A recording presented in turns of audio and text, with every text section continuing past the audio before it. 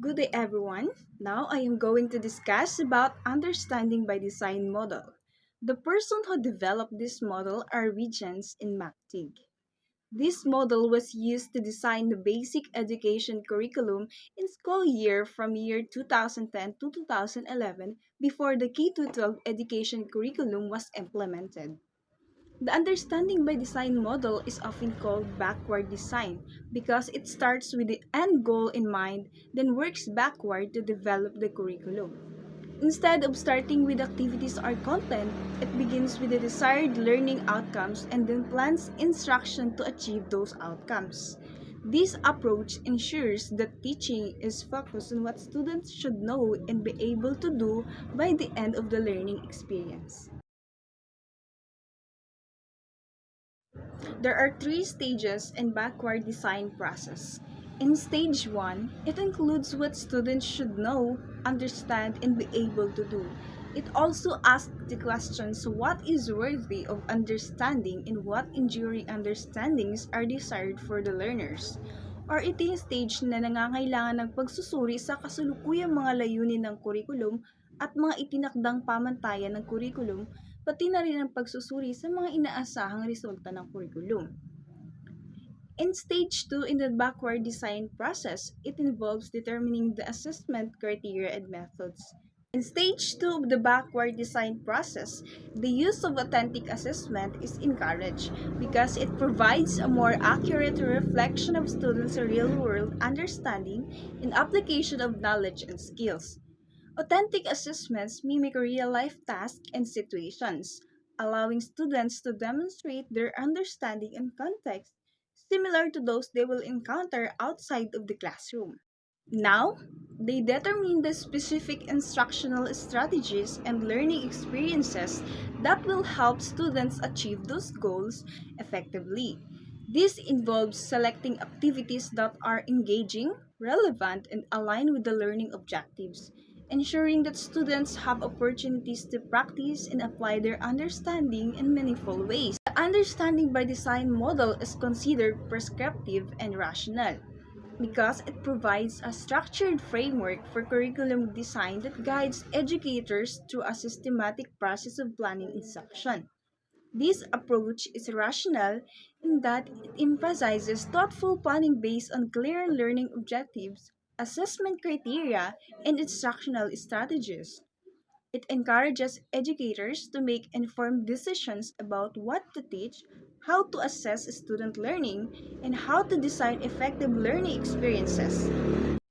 The understanding by design model gained popularity in the Philippines like in many other countries because of its effectiveness in addressing the challenges of curriculum design and implementation.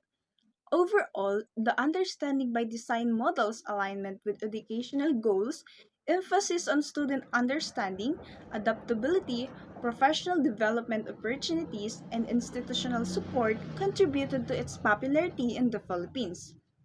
So, goals in education are often aligned with prescribed content standards set by the government because these standards outline what students are expected to know and be able to do at each grade level or subject area. While educators may have some flexibility in how they approach and teach the content, aligning goals with the government standards provides a common framework for curriculum design and helps ensure that all students have access to a high quality education. Now, let's proceed to another model which is the systematic design model. The systematic design model was originally developed by Robert Diamond in the early 1960s.